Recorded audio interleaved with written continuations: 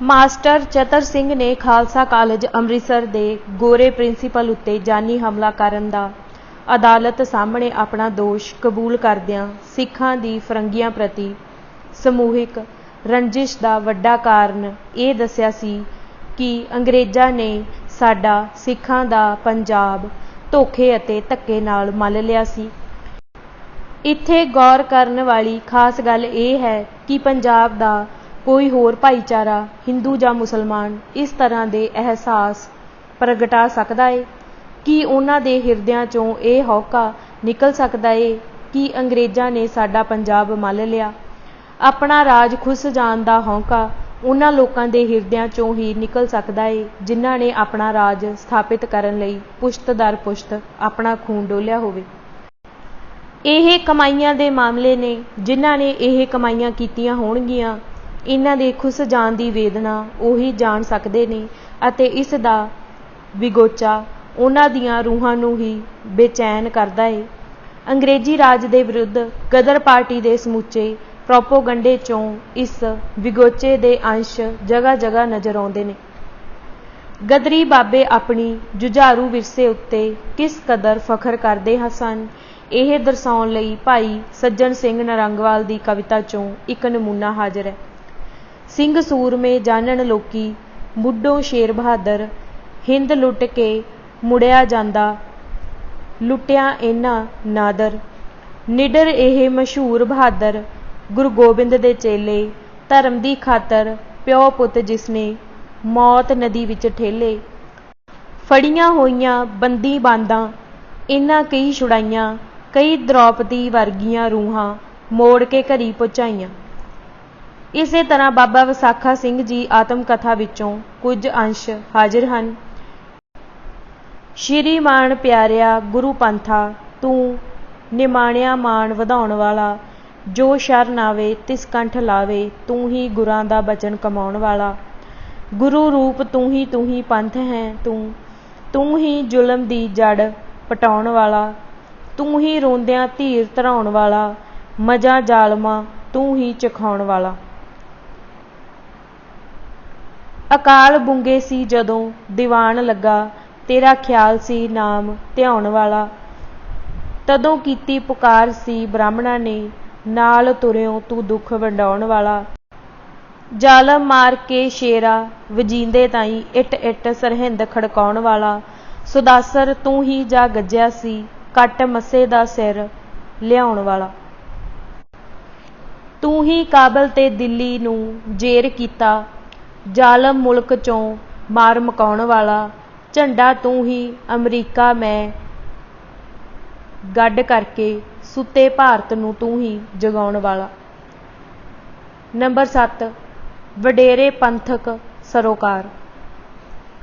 गदरी बाबे निरा देश की आज़ादी लई ही नहीं लड़े उन्हां दियां सरगर्मियां ते सरोकारां दा दायरा बहुत विशाल सी। ओह पंथ दी हर खेतर अंदर तरक्की दे चाहवान सन अते इस मंतव लई उन्हां अपना तन मन धन अर्पित किया होया सी। पंजाब विच शायद ही कोई अजिहा खालसा स्कूल होवेगा जिस नूं कनेडा ते अमरीका दे खालसा जी ने अपनी 10 नौहां दी किरत विचों खुले गफे बख्श के सहायता ना कीती होवे। गदरी सूरमे सिख कौम नूं विद्या के खेतर अंदर अगे वधिया देखना चाहुंदे सन। भाई बलवंत सिंह जदों कनेडा तो डेपूटेशन नाल आए सन तां उन्हां ने लायलपुर खालसा दीवान के मौके ते संगतां नूं खालसा कालेज अमृतसर की स्थापना के कारज की महत्ता दर्शाउंदियां कहा सी कि जे खालसा जी अज इसे घड़ी तो एक आज़ाद कालेज बनाउणा शुरू कर देण तां भी भारत वर्ष दीआं दूजियां कौमां नालों 50 साल पिछे होणगे। अकाली अखबार ने बाद विच भाई साहिब दे इन्हां विचारां दी सिफत विच यह शब्द लिखे सन। उस शहीद वीर दे यह शब्द सोने विच लिखे जाण वाले हन। ओह जगह जिथों कौम दे नौजवान अपने कौमी वलवलियां अते कौमी तहजीब नूं बाहर दुनिया तक लै जाणगे वो भी बड़ी उच्ची ते पवित्र थां है। नंबर 8 प्रचार अंदर सिखी अंश। ਗਦਰੀਆਂ ਵੱਲੋਂ ਕੀਤਾ ਜਾਂਦਾ ਪ੍ਰਚਾਰ ਤੱਥ ਸਮੱਗਰੀ ਅਤੇ ਸ਼ੈਲੀ ਦੇ ਲਿਹਾਜ਼ ਨਾਲ ਪੂਰੀ ਤਰ੍ਹਾਂ ਸਿੱਖੀ ਰੰਗ ਵਿੱਚ ਰੰਗਿਆ ਹੋਇਆ ਸੀ। ਇਸ ਦੀ ਝਲਕ ਬਾਬਾ ਵਿਸਾਖਾ ਜੀ ਦੀ ਕਵਿਤਾ ਵਿੱਚੋਂ ਮਿਲਦੀ ਹੈ।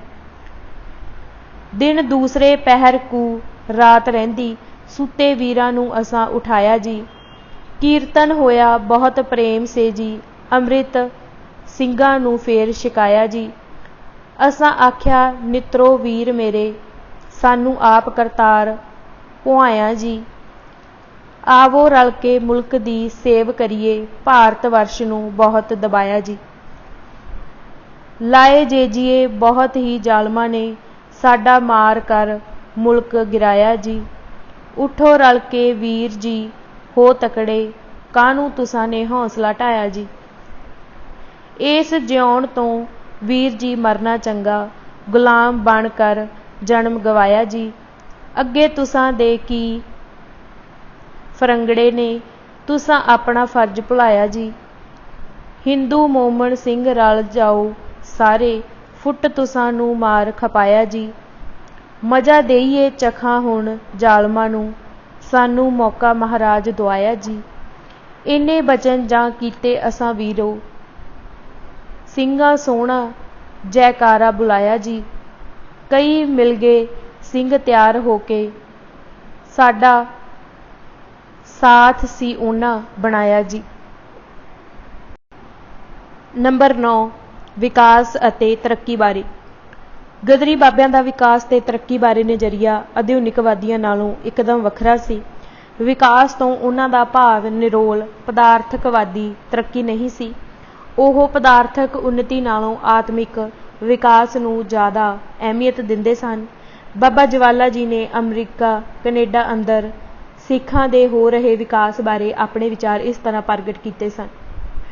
ਸਾਡੀ ਦੁਨਿਆਵੀ ਤਰੱਕੀ ਬੜੀ ਤੇਜ਼ੀ ਨਾਲ ਵੱਧ ਰਹੀ ਹੈ। ਸਾਡੀ ਧਾਰਮਿਕ ਉੱਨਤੀ ਵੀ ਨਾਲੋਂ ਨਾਲ ਹੁੰਦੀ ਜਾ ਰਹੀ ਹੈ। ਸਾਡੇ ਧਾਰਮਿਕ ਸਥਾਨ ਗੁਰਦੁਆਰੇ ਵੈਨਕੂਵਰ, ਵਿਕਟੋਰੀਆ ਅਤੇ ਨਿਊ ਵੈਸਟ ਮਿਨਿਸਟਰ 'ਚ ਬੜੇ ਆਲੀਸ਼ਾਨ ਬਣ ਰਹੇ ਹਨ ਅਤੇ ਦੂਸਰੇ ਦਰਜੇ ਵਿੱਚ ਆਬਸਟਫੋਰਡ ਅਤੇ ਮਿਲਸਾਈਡ ਤੇ ਹੋਰ ਕਈ ਥਾਵਾਂ ਤੇ ਹਨ ਅਤੇ ਖੇਤੀ ਕਰਨ ਵਾਲੇ ਵੀ ਦਿਨੋਂ ਦਿਨ ਵੱਧਦੇ ਜਾਂਦੇ ਹਨ। ਨੰਬਰ 10 ਧਾਰਮਿਕ ਤੇ ਰਾਜਨੀਤੀ ਦਾ ਸੁਮੇਲ। ਗਦਰੀ ਬਾਬਿਆਂ ਨੇ ਆਪਣੇ ਸਮਾਜਿਕ ਅਤੇ ਰਾਜਸੀ ਜੀਵਨ ਦਾ ਕੋਈ ਵੀ ਅਹਿਮ ਫੈਸਲਾ ਗੁਰੂ ਗ੍ਰੰਥ ਸਾਹਿਬ ਜੀ ਦੀ ਹਜ਼ੂਰੀ ਵਿੱਚ ਅਰਦਾਸਾ ਸੋਧੇ ਬਗੈਰ ਨਹੀਂ ਲਿਆ ਸੀ। ਭਾਈ ਸੰਤੋਖ ਸਿੰਘ ਤੇ ਬਾਬਾ ਜਵਾਲਾ ਸਿੰਘ ਠੱਠੀਆਂ ਨੇ ਜਦੋਂ ਆਪਣਾ ਜੀਵਨ ਦੇਸ਼ ਕੌਮ ਦੀ ਸੇਵਾ ਲਈ ਅਰਪਣ ਕਰਨ ਦਾ ਫੈਸਲਾ ਕੀਤਾ ਤਾਂ ਉਹਨਾਂ ਬਾਬਾ ਵਿਸਾਖਾ ਸਿੰਘ ਜੀ ਨੂੰ ਸ੍ਰੀ ਗੁਰੂ ਗ੍ਰੰਥ ਸਾਹਿਬ ਜੀ ਵਿੱਚੋਂ ਹੁਕਮਨਾਮਾ ਲੈਣ ਲਈ ਅਰਜ਼ ਕੀਤੀ ਸੀ। ਵਾਹਿਗੁਰੂ ਵੱਲੋਂ ਹੁਕਮਨਾਮੇ ਦੇ ਰੂਪ ਵਿੱਚ ਪ੍ਰਵਾਨਗੀ ਮਿਲ ਜਾਣ ਉਪਰੰਤ ਉਹਨਾਂ ਸ੍ਰੀ ਗੁਰੂ ਗ੍ਰੰਥ ਸਾਹਿਬ ਦੀ ਹਜ਼ੂਰੀ ਵਿੱਚ ਅਰਦਾਸ ਕੀਤੀ ਅਤੇ ਕੌਮੀ ਸੇਵਾ ਦੇ ਕਾਰਜ ਵਿੱਚ ਜੁਟ ਗਏ। ਬਾਅਦ ਵਿੱਚ ਬਾਬਾ ਵਿਸਾਖਾ ਜੀ ਨੇ ਵੀ ਇਸੇ ਤਰ੍ਹਾਂ ਬਕਾਇਦਾ ਵਾਹਿਗੁਰੂ ਵੱਲੋਂ ਪ੍ਰਵਾਨਗੀ ਲਈ ਅਤੇ ਅਰਦਾਸ ਕਰਕੇ ਆਪਣੇ ਭਾਈਆਂ ਦੇ ਸੰਗ ਹੋ ਤੁਰੇ। ਇਸ ਤੋਂ ਸਪਸ਼ਟ ਹੋ ਜਾਂਦਾ ਹੈ ਕਿ ਗਦਰੀ ਬਾਬੇ ਧਰਮ ਅਤੇ ਰਾਜਨੀਤੀ ਨੂੰ ਵੱਖੋ ਵੱਖ ਨਹੀਂ ਸਮਝਦੇ ਸਨ। ਇਸੇ ਕਰਕੇ ਉਹਨਾਂ ਨੇ ਜੀਵਨ ਨੂੰ ਕੌਮ ਲਈ ਅਰਪਣ ਕਰਨ ਦਾ ਰਾਜਸੀ ਫੈਸਲਾ ਧਰਮ ਦੀ ਪ੍ਰਵਾਨਗੀ ਨਾਲ ਹੀ ਲਿਆ ਸੀ। ਸਾਰੇ ਹੀ ਗਦਰੀ ਬਾਬਿਆਂ ਨੇ ਇਹੀ ਦਸਤੂਰ ਅਪਣਾਇਆ ਸੀ। ਗਦਰ ਕਰਨ ਲਈ ਦੇਸ਼ ਨੂੰ ਚਾਲੇ ਪਾਉਣ ਤੋਂ ਪਹਿਲਾਂ ਹਰ ਜਗ੍ਹਾ ਅਮਰੀਕਾ, ਕੈਨੇਡਾ ਅਤੇ ਟਾਪੂਆਂ ਉੱਤੇ ਗਦਰੀ ਇਨਕਲਾਬੀਆਂ ਨੇ ਗੁਰਦੁਆਰਿਆਂ ਵਿੱਚ ਇਕੱਠੇ ਹੋ ਕੇ ਅਰਦਾਸੇ ਸੋਧੇ ਸਨ ਅਤੇ ਉਹ ਜੈਕਾਰੇ ਗੁਜਾਉਂਦੇ ਅਤੇ ਹੀ ਜਹਾਜ਼ਾਂ ਵਿੱਚ ਚੜ੍ਹੇ ਸਨ। ਇਸ ਤਰ੍ਹਾਂ ਦੀਆਂ ਮਿਸਾਲਾਂ ਦੀ ਲੜੀ ਅਮੁੱਕ ਹੈ। ਬਾਬੇ ਧਰਮ ਅਤੇ ਰਾਜਨੀਤੀ ਵਿੱਚ ਵਖਰੇਵਾਂ ਨਹੀਂ ਕਰਦੇ ਸਨ ਅਤੇ ਜਦੋਂ ਵੀ ਕਿਤੇ ਦੋਵਾਂ ਵਿੱਚੋਂ ਚੋਣ ਕਰਨ ਦੀ ਨੌਬਤ ਆਈ ਤਾਂ ਉਹਨਾਂ ਹਮੇਸ਼ਾ ਧਰਮ ਨੂੰ ਮੂਹਰੇ ਅਤੇ ਰਾਜਨੀਤੀ ਨੂੰ ਪਿੱਛੇ ਰੱਖਿਆ। ਇਸ ਦੀਆਂ ਉਗੜਵੀਆਂ ਮਿਸਾਲਾਂ ਬਾਬਾ ਸੋਹਣ ਸਿੰਘ ਭਕਨਾ ਅਤੇ ਬਾਬਾ ਹਰਨਾਮ ਸਿੰਘ ਕਾਲਾ ਸੰਘੀਆ ਦੇ ਜੀਵਨ ਵਿੱਚੋਂ ਮਿਲਦੀਆਂ ਹਨ। ਅਪ੍ਰੈਲ 1930 ਵਿੱਚ ਜਦੋਂ ਬਾਬਾ ਭਕਨਾ ਦੀ ਕੈਦ ਦੀ ਮਿਆਦ ਪੂਰੀ ਹੋ ਗਈ ਸੀ ਅਤੇ ਅੰਗਰੇਜ਼ ਸਰਕਾਰ ਉਹਨਾਂ ਨੂੰ ਰਿਹਾ ਕਰਨ ਤੋਂ ਟਾਲ ਮਟੋਲ ਕਰਨ ਲੱਗੀ ਤਾਂ ਬਾਬਾ ਜੀ ਨੇ ਜੇਲ੍ਹ ਵਿੱਚ ਭੁੱਖ ਹੜਤਾਲ ਕਰ ਦਿੱਤੀ ਸੀ। ਜਦੋਂ ਭੁੱਖ ਹੜਤਾਲ ਨੂੰ 2 ਮਹੀਨੇ ਗੁਜ਼ਰ ਗਏ ਤਾਂ ਬਾਬਾ ਜੀ ਦੀ ਹਾਲਤ ਬਹੁਤ ਖਰਾਬ ਹੋ ਗਈ। ਜਦ ਸਰਕਾਰ ਉੱਤੇ ਇਸ ਗੱਲ ਦਾ ਦਬਾਅ ਵੱਧ ਗਿਆ ਤਾਂ ਉਹਨਾਂ ਬਾਬਾ ਜੀ ਨੂੰ ਕੁਝ ਸ਼ਰਤਾਂ ਲਾ ਕੇ ਰਿਹਾ ਕਰਨ ਦਾ ਫੈਸਲਾ ਕਰ ਲਿਆ। ਬਾਬਾ ਜੀ ਨੇ ਇਹ ਸ਼ਰਤਾਂ ਠੁਕਰਾ ਦਿੱਤੀਆਂ। ਉਹਨਾਂ ਦੀ ਹਾਲਤ ਹੋਰ ਵਿਗੜ ਗਈ। ਜੇਲ੍ਹ ਦੇ ਸੁਪਰੀਡੈਂਟ ਨੇ ਬਾਬਾ ਜੀ ਨੂੰ ਬਹੁਤ ਵਿਸ਼ਵਾਸ ਦਿਵਾਇਆ ਕਿ ਸਰਕਾਰ ਨੇ ਉਹਨਾਂ ਨੂੰ ਬਿਨਾਂ ਸ਼ਰਤ ਰਿਹਾ ਕਰਨਾ ਮੰਨ ਲਿਆ ਹੈ ਅਤੇ ਉਹ ਰਿਹਾਈ ਦੇ ਕਾਗਜ਼ਾਂ ਉੱਤੇ ਦਸਤਖਤ ਕਰ ਦੇਣ। ਪਰ ਬਾਬਾ ਜੀ ਨੂੰ ਸਰਕਾਰ ਉੱਤੇ ਰਤੀ ਭਰੋਸਾ ਨਹੀਂ ਸੀ ਅਤੇ ਉਹ ਆਪਣੀ ਗੱਲ ਉੱਤੇ ਹੀ ਅੜੇ ਰਹੇ।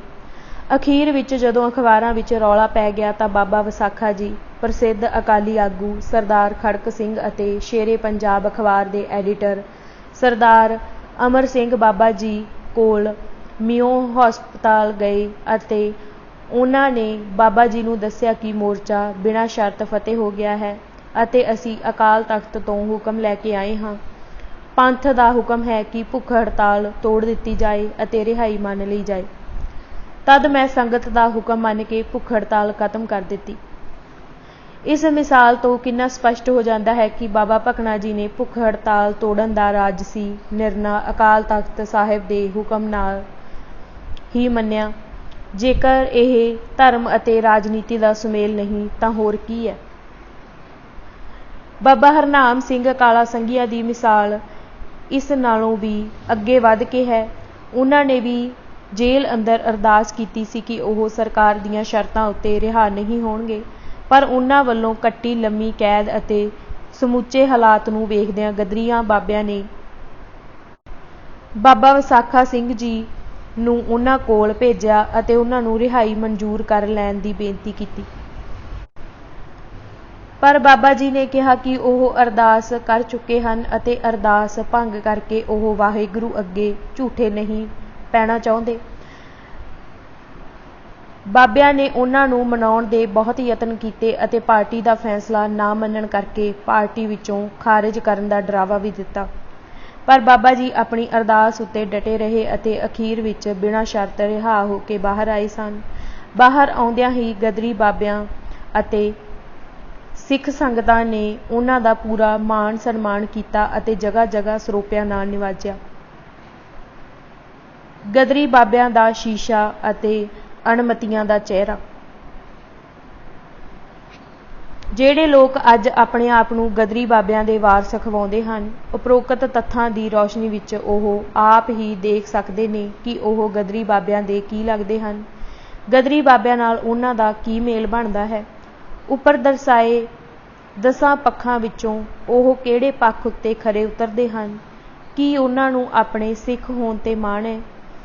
ਉਹ ਆਪ ਹੀ ਦੱਸਣ ਕਿ ਸਿੱਖੀ ਸਰੂਪ ਦੇ ਮਾਮਲੇ ਵਿੱਚ ਉਹ ਕਿੱਥੇ ਜਾ ਡਿੱਗੇ ਹਨ।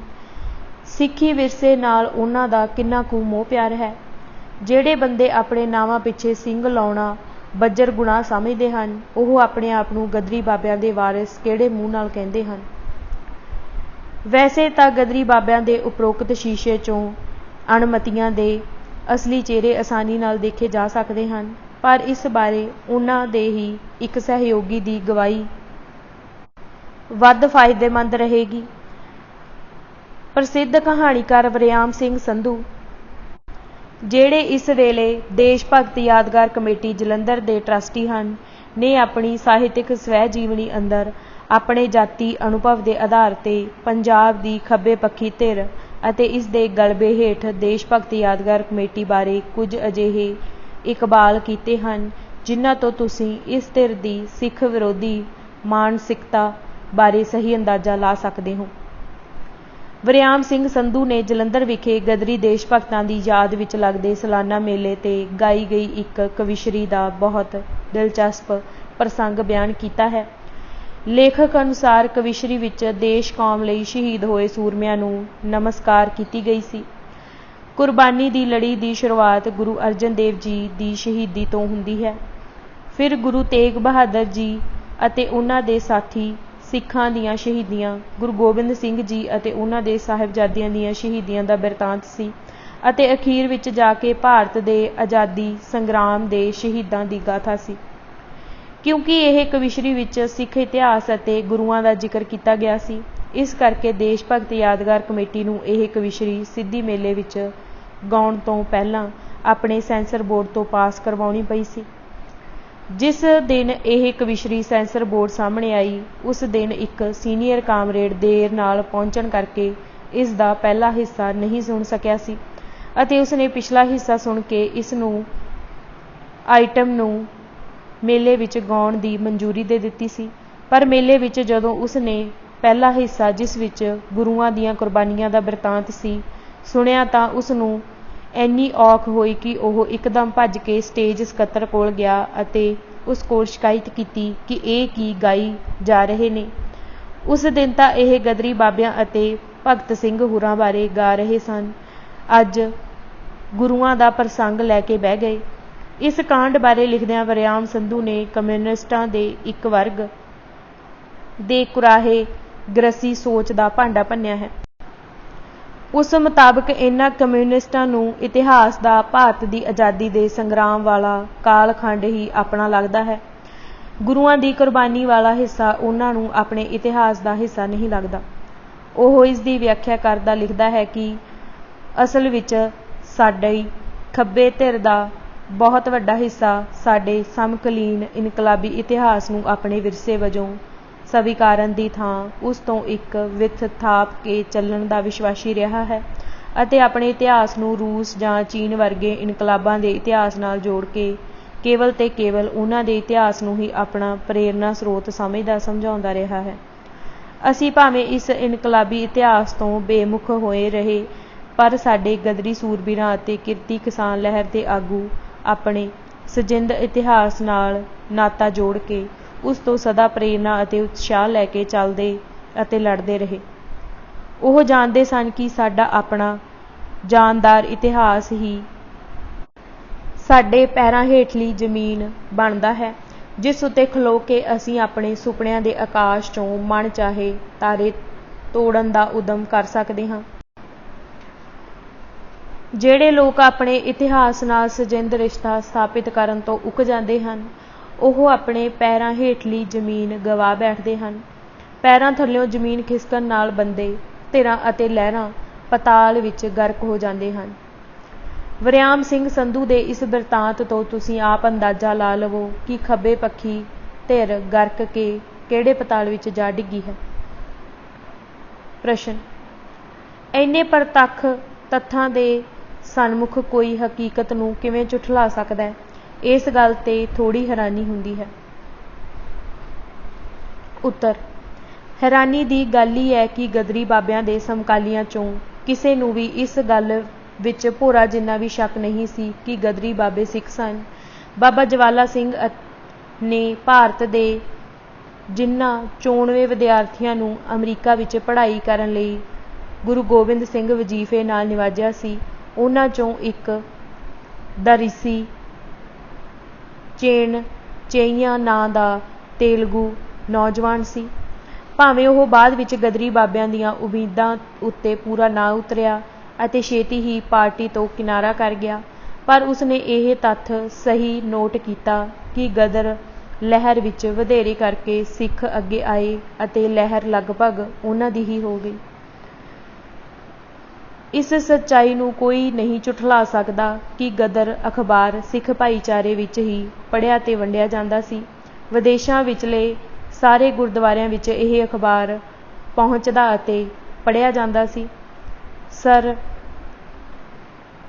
ਚਾਰਲਸ ਟੈਗਰਟ ਨਾਂ ਦੇ ਇੱਕ ਸਮਕਾਲੀ ਗੋਰੇ ਪੱਤਰਕਾਰ ਨੇ ਗਦਰ ਅਖਬਾਰ ਦੇ ਸਿੱਖ ਆਵਾਸੀਆਂ ਅੰਦਰ ਪੜ੍ਹੇ ਜਾਣ ਤੇ ਇਸ ਦਾ ਉਹਨਾਂ ਉੱਤੇ ਤਬਾਹਕੁਨ ਅਸਰ ਹੋਣ ਦੀ ਹਕੀਕਤ ਉੱਤੇ ਗਹਿਰੀ ਚਿੰਤਾ ਜ਼ਾਹਿਰ ਕੀਤੀ ਸੀ। ਪ੍ਰਸ਼ਨ,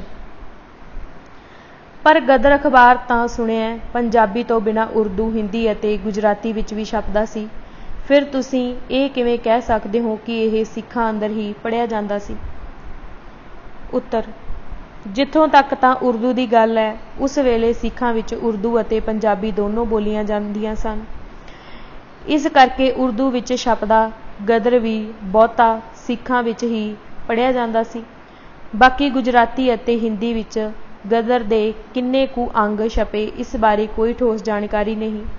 ਆਮ ਪ੍ਰਭਾਵ ਇਹ ਹੈ ਕਿ ਹਿੰਦੀ ਵਿੱਚ ਇੱਕ ਅੱਧਾ ਅੰਕ ਹੀ ਛਪਿਆ ਹੋਵੇਗਾ। ਗੁਜਰਾਤੀ ਵਿੱਚ ਵੀ ਐਵੇਂ ਗਿਣਤੀ ਦੇ ਅੰਕ ਹੀ ਨਿਕਲੇ ਸਨ। ਕਿਸੇ ਵੀ ਵਿਅਕਤੀ ਨੇ ਕਿਤੇ ਨਹੀਂ ਦੱਸਿਆ ਕਿ ਹਿੰਦੀ ਜਾਂ ਗੁਜਰਾਤੀ ਦੇ ਅੰਕ ਕਿਹੜੇ ਵਰਗਾਂ ਵਿੱਚ ਪੜ੍ਹੇ ਜਾਂਦੇ ਸੀ ਅਤੇ ਉਹਨਾਂ ਵਰਗਾਂ ਉੱਤੇ ਇਸ ਦਾ ਕੀ ਪ੍ਰਭਾਵ ਪਿਆ। ਸਿੱਖਾਂ ਅੰਦਰ ਗਦਰ ਦੇ ਪੜ੍ਹੇ ਜਾਣ ਬਾਰੇ ਆਮ ਰਿਪੋਰਟਾਂ ਮਿਲਦੀਆਂ ਹਨ ਅਤੇ ਇਸ ਦਾ ਅਸਰ ਵੀ ਸਾਹਮਣੇ ਆ ਗਿਆ ਸੀ, ਪਰ ਹਿੰਦੀ ਅਤੇ ਗੁਜਰਾਤੀ ਵਿੱਚ ਛਪਦੇ ਗਦਰ ਦੇ ਨਾ ਤਾਂ ਪੜ੍ਹੇ ਜਾਣ ਦੀ ਕੋਈ ਤੇ ਨਾ ਹੀ ਇਸ ਦੇ ਪਏ ਪ੍ਰਭਾਵਾਂ ਬਾਰੇ ਕਿਤੇ ਕੋਈ ਰਿਪੋਰਟ ਮਿਲਦੀ ਹੈ। ਸੋ ਇਹ ਐਵੇਂ ਇੱਕ ਕਹਿਣ ਵਾਲੀ ਗੱਲ ਹੀ ਹੈ ਜਿਸ ਦੀ ਕੋਈ ਅਮਲੀ ਅਹਿਮੀਅਤ ਨਹੀਂ। ਆਪਾਂ ਗਦਰੀ ਬਾਬਿਆਂ ਦੇ ਸਿੱਖ ਹੋਣ ਬਾਰੇ ਗੱਲ ਕਰ ਰਹੇ ਸੀ। ਸਚਿੰਦਰ ਨਾਥ ਸਨਿਆਲ ਨੂੰ ਇਸ ਸੱਚਾਈ ਬਾਰੇ ਭੋਰਾ ਜਿੰਨਾ ਵੀ ਸ਼ੱਕ ਸੁਭਾਅ ਨਹੀਂ ਸੀ ਕਿ ਗਦਰੀ ਬਾਬੇ ਆਪਣੇ ਮੂਲ ਖਾਸੇ ਪੱਖੋਂ ਸਿੱਖ ਸਨ। ਉਹਨਾਂ ਨੇ ਇਸ ਸੱਚਾਈ ਦਾ ਜ਼ਿਕਰ ਇੱਕ ਜਗ੍ਹਾ ਨਹੀਂ ਕਿੰਨੀਆਂ ਥਾਵਾਂ 'ਤੇ ਕੀਤਾ ਹੈ। ਉਸਨੇ ਸਾਫ਼ ਲਿਖਿਆ ਹੈ ਕਿ ਜਦੋਂ ਭਾਰਤ ਦਾ ਝੰਡਾ ਤਿਆਰ ਕਰਨ ਲਈ ਲਾਹੌਰ ਵਿਖੇ ਰਾਸ ਬਿਹਾਰੀ ਬੋਸ ਦੀ ਮੌਜੂਦਗੀ ਵਿੱਚ ਉਚੇਚੀ ਮੀਟਿੰਗ ਹੋਈ ਸੀ ਤਾਂ ਸਿੱਖ ਗਦਰੀਆਂ ਨੇ ਝੰਡੇ ਵਿੱਚ ਸਿੱਖ ਧਰਮ ਦੀ ਤਰਜਮਾਨੀ ਕਰਦਾ ਕੇਸਰੀ ਰੰਗ ਸ਼ਾਮਿਲ ਕਰਨ ਲਈ ਪੂਰਾ ਜ਼ੋਰ ਪਾਇਆ ਸੀ। ਸਨਿਆਲ ਦੀ ਇਹ ਗਵਾਹੀ ਬੇਹੱਦ ਅਹਿਮ ਹੈ ਕਿਉਂਕਿ ਉਹ ਇਹ ਗੱਲ ਐਵੇਂ ਨਹੀਂ ਲਿਖ ਸਕਦਾ ਅਤੇ ਜੇਕਰ ਸਿੱਖ ਗਦਰੀ ਝੰਡੇ ਵਿੱਚ ਆਪਣੇ ਧਰਮ ਦਾ ਰੰਗ ਸ਼ਾਮਿਲ ਕਰਨ ਲਈ ਜ਼ੋਰ ਪਾਉਂਦੇ ਹਨ ਤਾਂ ਉਹਨਾਂ ਨੂੰ ਆਧੁਨਿਕਵਾਦੀ ਨਜ਼ਰੀਏ ਤੋਂ ਧਰਮ ਨਿਰਪੱਖ ਕਹਿਣਾ ਕਿੰਨਾ ਕੁ ਵਾਜਿਬ ਹੈ।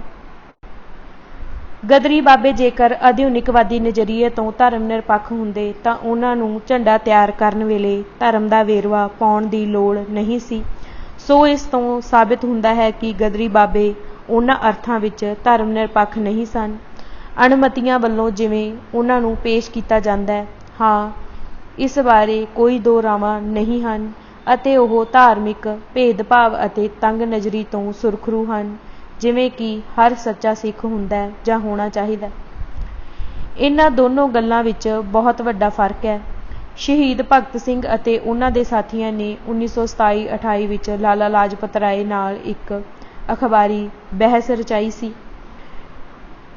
ਜਨਵਰੀ 1928 ਵਿੱਚ ਉਹਨਾਂ ਨੇ ਲਾਲੇ ਦੀ ਆਲੋਚਨਾ ਕਰਦਾ ਇੱਕ ਲੇਖ ਕਿਰਤੀ ਅਖਬਾਰ ਵਿੱਚ ਛਪਵਾਇਆ ਸੀ ਜਿਸ ਵਿੱਚ ਉਹਨਾਂ ਨੇ ਗਦਰੀਆਂ ਦੀ ਸ਼ਨਾਖਤ ਸਿੱਖ ਭਾਈਆਂ ਵਜੋਂ ਕੀਤੀ ਸੀ। ਉਹਨਾਂ ਲਿਖਿਆ ਸੀ, ਲਾਲਾ ਜੀ, ਤੁਹਾਨੂੰ ਸਭ ਗਿਆਨ ਹੈ। ਤੁਹਾਡੇ ਸਾਹਮਣੇ ਹੀ ਤੁਹਾਤੋਂ ਅਨਪੜ੍ਹ ਸਿੱਖ ਭਾਈ ਅਮਰੀਕ ਸਿੰਘ ਵਿੱਚੋਂ ਜਥੇ ਬਣਾ ਕੇ ਇੱਥੇ ਆਏ ਅਤੇ ਉਹਨਾਂ ਦੁਹਾਈ ਪਾਈ ਕਿ ਲੋਕੋ ਜੰਗ ਵਿੱਚ ਕੋਈ ਮਦਦ ਨਾ ਦਿਓ, ਹੁਣ ਲੋਹਾ ਗਰਮ ਜੇ ਸੱਟ ਮਾਰੋ। ਅੰਗਰੇਜ਼ ਸਰਕਾਰ ਵੀ ਗਦਰੀਆਂ ਦੀ ਧਾਰਮਿਕ ਪਛਾਣ ਬਾਰੇ ਕਿਸੇ ਘਚੋਲੇ ਜਾਂ ਭੁਲੇਖੇ ਵਿੱਚ ਨਹੀਂ ਸੀ। ਗਦਰ ਲਹਿਰ ਨੂੰ ਹਕੂਮਤੀ ਤਾਕਤ ਨਾਲ ਕੁਚਲ ਦੇਣ ਤੋਂ ਬਾਅਦ ਵੀ ਬਰਤਾਨਵੀ ਖੁਫੀਆ ਮਹਿਕਮੇ ਦੇ ਡਾਇਰੈਕਟਰ ਜਨਰਲ ਡੀ ਪੈਂਟਰੀ ਨੂੰ ਇਹ ਧੁੜਕੂ ਲੱਗਾ ਹੋਇਆ ਸੀ ਕਿ ਬੇਸ਼ੱਕ ਜੰਗ ਦੇ ਦੌਰਾਨ ਲਹਿਰ ਨੂੰ ਦਬਾ ਦਿੱਤਾ ਗਿਆ ਸੀ ਪਰ ਇਸ ਦਾ ਪੂਰੀ ਤਰ੍ਹਾਂ ਸਫਾਇਆ ਨਹੀਂ ਹੋਇਆ ਅਤੇ ਅਜੇ ਵੀ ਪੰਜਾਬ ਵਿੱਚ ਬਾਹਰੋਂ ਪਰਤੇ ਕਾਫੀ ਸਿੱਖ ਸਨ ਜਿਨ੍ਹਾਂ ਦੀ ਸਾਡੇ ਰਾਜ ਦੇ ਖਿਲਾਫ ਤਿੱਖੀ ਨਫ਼ਰਤ ਉਹਨਾਂ ਨੂੰ ਸਾਡੀ ਸੱਤਾ ਨੂੰ ਪਲਟਾਉਣ ਦਾ ਮਨਸ਼ਾ ਰੱਖਣ ਵਾਲੀ ਕਿਸੇ ਵੀ ਸਾਜ਼ਿਸ਼ ਵਿੱਚ ਪੂਰੀ ਗਰਮਜੋਸ਼ੀ ਨਾਲ ਸ਼ਾਮਿਲ ਹੋਣ ਲਈ ਪ੍ਰੇਰਿਤ ਕਰੇਗੀ। ਸੈਂਸਰਾਂ ਨੇ ਖੁਦ ਲਿਖਿਆ ਹੈ, ਅੰਗਰੇਜ਼ ਹਾਕਮ ਇਸ ਨੂੰ ਸਿੱਖਾਂ ਦੀ ਲਹਿਰ ਸਮਝਦੇ ਸਨ, ਇਸ ਕਰਕੇ ਬਾਹਰੋਂ ਆਏ ਗੈਰ ਸਿੱਖਾਂ ਨੂੰ ਪੁੱਛ-ਗਿੱਛ ਸਮੇਂ ਬਹੁਤਾ ਨਾ ਗੌਲਿਆ ਅਤੇ ਉਹ ਬਚ ਕੇ ਨਿਕਲ ਗਏ।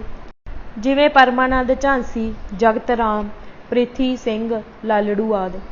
ਭਾਈ ਪਰਮਾਨੰਦ ਲਾਹੌਰ ਆਪ ਮੰਨਦਾ ਹੈ ਕਿ ਗਦਰੀ ਬਾਬੇ ਪੱਕੇ ਸਿੱਖ ਸਨ। ਹਰੀਸ਼ ਪੁਰੀ ਭਾਵੇਂ ਇਸ ਸੱਚਾਈ ਨੂੰ ਛੁਪਾਉਣ ਲਈ ਪੂਰਾ ਸੁਚੇਤ ਅਤੇ ਸੁਦ੍ਰਿੜ ਹੈ ਅਤੇ ਆਪਣੀ ਲਿਖਤ ਵਿੱਚ ਗਦਰੀਆਂ ਦਾ ਜ਼ਿਕਰ ਪੰਜਾਬੀ ਆਵਾਸੀ ਜਾਂ ਪੰਜਾਬੀ ਕਿਸਾਨਾਂ ਵਜੋਂ ਹੀ ਕਰਦਾ ਹੈ, ਪਰ ਇਸ ਦੇ ਬਾਵਜੂਦ ਉਸ ਦੀ ਲਿਖਤ ਵਿੱਚੋਂ ਵੀ ਸੱਚਾਈ ਸੰਕੇਤਕ ਰੂਪ ਵਿੱਚ ਪ੍ਰਗਟ ਹੋ ਜਾਂਦੀ ਹੈ। ਮਿਸਾਲ ਵਜੋਂ ਉਹ ਗਦਰ ਪਾਰਟੀ ਵਿੱਚ ਸ਼ਾਮਲ ਵਿਅਕਤੀਆਂ ਨੂੰ ਦੋ ਵਰਗਾਂ ਵਿੱਚ ਵੰਡਦਾ ਹੈ। ਇੱਕ ਅਮਰੀਕਾ ਵਿੱਚ ਵਿੱਦਿਆ ਹਾਸਲ ਕਰਨ ਗਏ ਵਿਦਿਆਰਥੀ ਜਿਹੜੇ ਤਕਰੀਬਨ ਸਾਰੇ ਹਿੰਦੂ ਮੱਧ ਵਰਗ ਵਿੱਚੋਂ ਸਨ। ਦੂਜਾ ਪੰਜਾਬੀ ਕਿਸਾਨ ਅਤੇ ਕਿਰਤੀ। ਪੁਰੀ ਲਿਖਦਾ ਹੈ ਕਿ ਉਹਨਾਂ ਦੀ ਇਨਕਲਾਬੀ ਚੇਤਨਾ ਦੇ ਪੱਖੋਂ ਅਤੇ ਸੱਭਿਆਚਾਰਕ ਦਿਸ਼ਾ ਦ੍ਰਿਸ਼ਟੀ ਦੇ ਪੱਖੋਂ ਵੀ ਦੋਹਾਂ ਧੜਿਆਂ ਵਿੱਚ ਉਗੜਵਾਂ ਫਰਕ ਸੀ। ਇੱਥੇ ਲੇਖਕ ਨੇ ਜਿਹੜੀ ਸੱਭਿਆਚਾਰਕ ਦਿਸ਼ਾ ਦ੍ਰਿਸ਼ਟੀ ਦੀ ਗੱਲ ਕੀਤੀ ਹੈ। ਜੇਕਰ ਉਹ ਇਸ ਦਾ ਭਾਵ ਸਪਸ਼ਟ ਕਰ ਦਿੰਦਾ ਤਾਂ ਮਾਮਲਾ ਸਾਫ਼ ਹੋ ਜਾਂਦਾ। ਸਮੁੱਚੇ ਪੰਜਾਬੀ ਕਿਸਾਨਾਂ ਦੀ ਸੱਭਿਆਚਾਰਕ ਦਿਸ਼ਾ ਦ੍ਰਿਸ਼ਟੀ ਇੱਕੋ ਜਿਹੀ ਨਹੀਂ ਕਹੀ ਜਾ ਸਕਦੀ, ਕਿਉਂਕਿ ਤਿੰਨੋਂ ਮੁੱਖ ਧਾਰਮਿਕ ਵਰਗਾਂ ਦੇ ਪੰਜਾਬੀ ਕਿਸਾਨਾਂ ਵਿਚਕਾਰ ਸੱਭਿਆਚਾਰਕ ਅਤੇ ਮਾਨਸਿਕ ਵਖਰੇਵੇਂ ਬਹੁਤ ਸਪਸ਼ਟ ਅਤੇ ਗੁੜਵੇਂ ਹਨ। ਇਹਨਾਂ ਦਾ ਜ਼ਿੰਦਗੀ ਪ੍ਰਤੀ ਨਜ਼ਰੀਆ ਵੱਖੋ ਵੱਖਰਾ ਹੈ। ਇਹਨਾਂ ਦੀਆਂ ਇਤਿਹਾਸਿਕ ਰਵਾਇਤਾਂ ਅਤੇ ਕਦਰਾਂ ਕੀਮਤਾਂ ਵਿੱਚ ਵੱਡੇ ਫਰਕ ਹਨ। ਇਸ ਕਰਕੇ ਇੱਕੋ ਜਿਹੀਆਂ ਬਾਹਰੀ ਹਾਲਤਾਂ ਪ੍ਰਤੀ ਇਹਨਾਂ ਦਾ ਪ੍ਰਤੀਕਰਮ ਵੱਖੋ ਵੱਖਰਾ ਹੁੰਦਾ ਹੈ। ਇੱਕੋ ਗੱਲ ਸਾਰਿਆਂ ਨੂੰ ਇੱਕੋ ਜਿੰਨੀ ਸ਼ਿੱਦਤ ਨਾਲ ਨਹੀਂ ਟੁੰਬਦੀ। ਇਹ ਸਭ ਕੁਝ ਸੱਭਿਆਚਾਰਕ ਦਿਸ਼ਾ ਦ੍ਰਿਸ਼ਟੀ ਦੇ ਵਖਰੇਵਿਆਂ ਕਰਕੇ ਹੈ। ਇਹੀ ਕਾਰਨ ਹੈ ਕਿ ਗਦਰ ਲਹਿਰ ਅੰਦਰ ਇਹਨਾਂ ਵਰਗਾਂ ਦੀ ਭਾਗੀਦਾਰੀ ਬੇਹੱਦ ਅਸਾਵੀਂ ਸੀ। ਸਿਰਫ ਗਦਰ ਲਹਿਰ ਅੰਦਰ ਹੀ ਨਹੀਂ, ਪੰਜਾਬ ਅੰਦਰ ਉੱਠੀ ਕਿਸੇ ਵੀ ਇਨਕਲਾਬੀ ਲਹਿਰ ਦੀ ਗੱਲ ਕਰ ਲਓ, ਇਹਨਾਂ ਸਾਰੀਆਂ ਲਹਿਰਾਂ ਵਿੱਚ ਸਿੱਖਾਂ ਦੇ ਮੁਕਾਬਲੇ ਦੂਜੇ ਦੋਨਾਂ ਭਾਈਚਾਰਿਆਂ ਦੀ ਸ਼ਮੂਲੀਅਤ ਮੂਲੋਂ ਹੀ ਨਿਗੂਣੀ ਨਾ ਮਾਤਰ ਹੀ ਰਹੀ।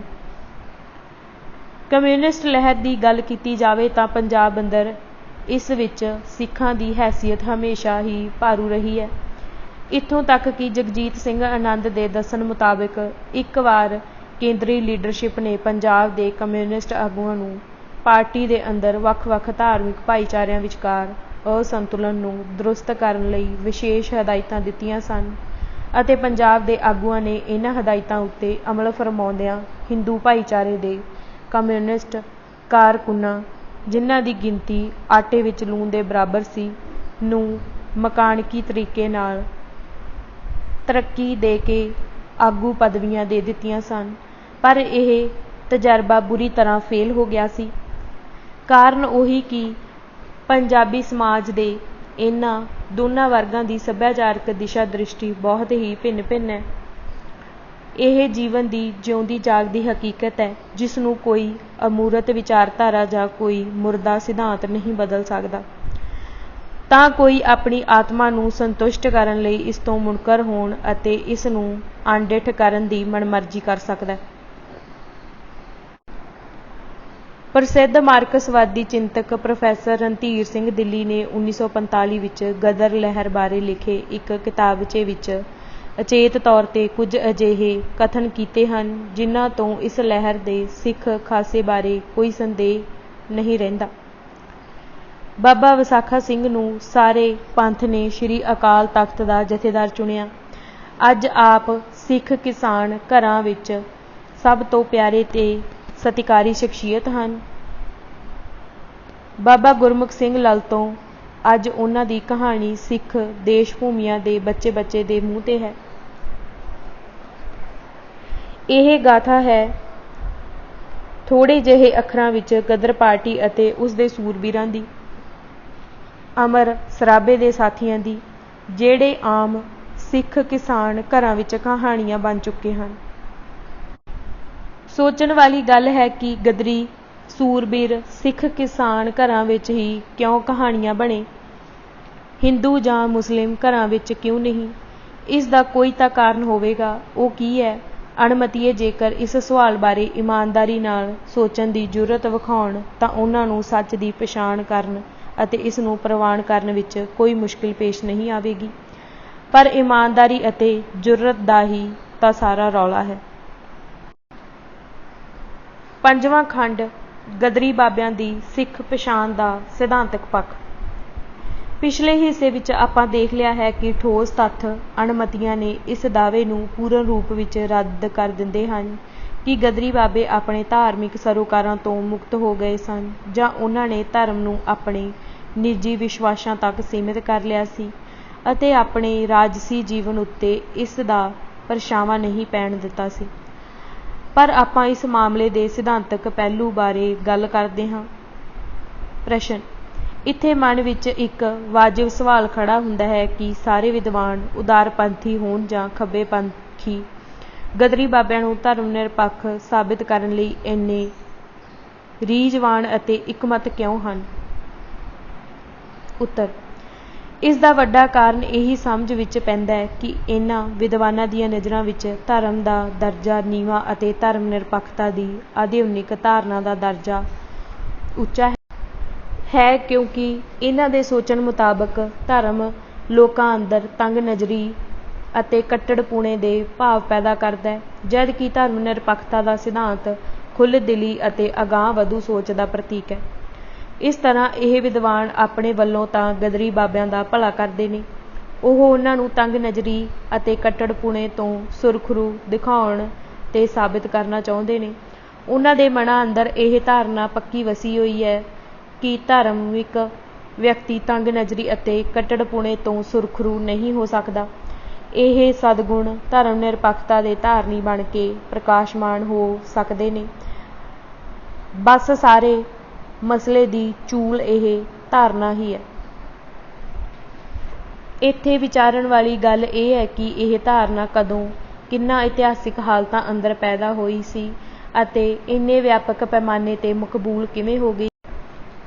ਇਸ ਨਾਲ ਸਾਰਾ ਮਾਮਲਾ ਸਮਝ ਪੈ ਜਾਵੇਗਾ।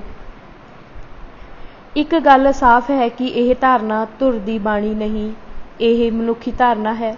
ਇਸ ਕਰਕੇ ਇਹ ਅਨਾਦਿ ਨਹੀਂ, ਇਸ ਦਾ ਕੋਈ ਨਿਸ਼ਚਿਤ ਆਦਿ ਅਤੇ ਇਤਿਹਾਸਿਕ ਸੰਦਰਭ ਜ਼ਰੂਰ ਹੋਵੇਗਾ।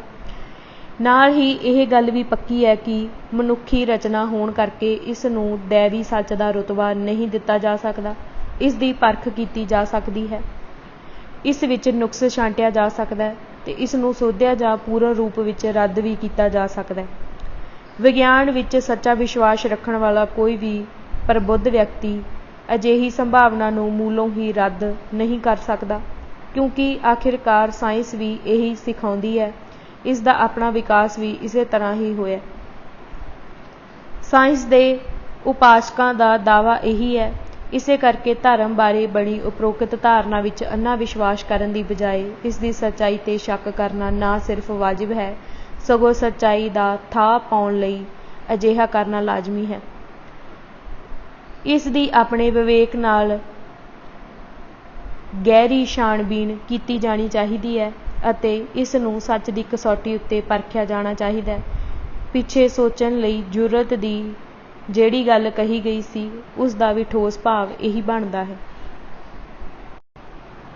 ਧਰਮ ਨਿਰਪੱਖਤਾ ਦਾ ਸਿਧਾਂਤ, ਈਸਾਈ ਅਤੇ ਯੂਰਪੀ ਪ੍ਰਸੰਗ। ਧਰਮ ਬਾਰੇ ਉਪਰੋਕਤ ਧਾਰਨਾ ਦੀ ਪੈਦਾਇਸ਼ ਪੱਛਮੀ ਯੂਰਪ ਦੀ ਗਿਆਨਵਾਦੀ ਲਹਿਰ ਵਿੱਚੋਂ ਹੋਈ ਮੰਨੀ ਜਾ ਸਕਦੀ ਹੈ।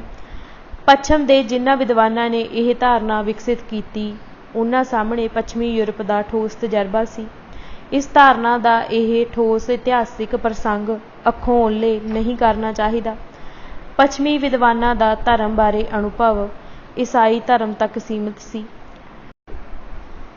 ਦੁਨੀਆ ਦੇ ਬਾਕੀ ਦੇ ਧਰਮ ਉਸ ਵੇਲੇ ਉਹਨਾਂ ਦੀ ਪਹੁੰਚ ਤੋਂ ਬਾਹਰ ਸਨ। ਇਹਨਾਂ ਬਾਰੇ ਉਹਨਾਂ ਦੀਆਂ ਰਾਵਾਂ ਕਿਸੇ ਠੋਸ ਅਨੁਭਵ ਵਿੱਚੋਂ ਨਹੀਂ ਬਣਦੀਆਂ ਸਨ, ਬਹੁਤੀਆਂ ਸੁਣੀਆਂ ਸੁਣਾਈਆਂ ਅਤੇ ਟੁੱਟਵੀਆਂ ਖਿੰਡਵੀਆਂ ਗੱਲਾਂ ਦੇ ਆਧਾਰ 'ਤੇ ਬਣੀਆਂ ਸਨ। ਇਸ ਤੋਂ ਇਹ ਨਿਰਣਾ ਸਹੀ ਹੋ ਜਾਂਦਾ ਹੈ ਕਿ ਧਰਮ ਬਾਰੇ ਉਪਰੋਕਤ ਨਾ ਪੱਖੀ ਧਾਰਨਾਵਾਂ ਤੱਤ ਰੂਪ ਵਿੱਚ ਪੱਛਮੀ ਯੂਰਪ ਅਤੇ ਈਸਾਈ ਧਰਮ ਦੇ ਠੋਸ ਸੰਦਰਭ ਵਿੱਚ ਬਣੀਆਂ ਅਤੇ ਪ੍ਰਚਲਿਤ ਹੋਈਆਂ। ਇੰਨੀ ਗੱਲ ਦ੍ਰਿੜ ਯਕੀਨ ਨਾਲ ਕਹੀ ਜਾ ਸਕਦੀ ਹੈ। ਰੋਮ ਸਾਮਰਾਜ ਦੇ ਬਾਦਸ਼ਾਹ ਕਨਸਤਤਾਇਨ ਵੱਲੋਂ ਆਪਣੇ ਸਵਾਰਥ ਲਈ ਈਸਾਈ ਮਤ ਧਾਰਨ ਕਰ ਲੈਣ ਉਪਰੰਤ ਈਸਾਈ ਚਰਚ ਨੇ ਲੋੜੇ ਦੀ ਸ਼ਕਤੀ ਗ੍ਰਹਿਣ ਕਰ ਲਈ ਸੀ ਅਤੇ ਰਾਜ ਸ਼ਕਤੀ ਨੂੰ ਆਪਣੀ ਮੁੱਠੀ ਵਿੱਚ ਲੈ ਲਿਆ ਸੀ। ਰਾਜ ਇਸ ਦੇ ਕਾਨੂੰਨਾਂ ਅਤੇ ਸਮੁੱਚੇ ਗਿਆਨ ਉੱਤੇ ਈਸਾਈਅਤ ਦਾ ਅਜਾਰੇ ਦਰਾਨਾ ਗਲਬਾ ਸਥਾਪਿਤ ਹੋ ਗਿਆ। ਈਸਾਈ ਧਰਮ ਸਰਬਲੌਕਿਕ ਸੱਚ ਉੱਤੇ ਅਜਾਰੇਦਾਰੀ ਦਾ ਦਾਅਵਾ ਕਰਦਾ ਸੀ, ਜਿਸ ਨਾਲ ਗਿਆਨ ਦੇ ਹੋਰਨਾਂ ਦਾਅਵੇਦਾਰਾਂ, ਦੂਸਰੇ ਧਰਮ ਅਤੇ ਵਿਗਿਆਨਿਕ ਵਿਚਾਰਾਂ ਪ੍ਰਤੀ ਨਿਰਾਦਰ ਇਨਕਾਰ ਅਤੇ ਅਤਿਆਚਾਰ ਦਾ ਵਤੀਰਾ ਪ੍ਰਗਟ ਹੁੰਦਾ ਸੀ।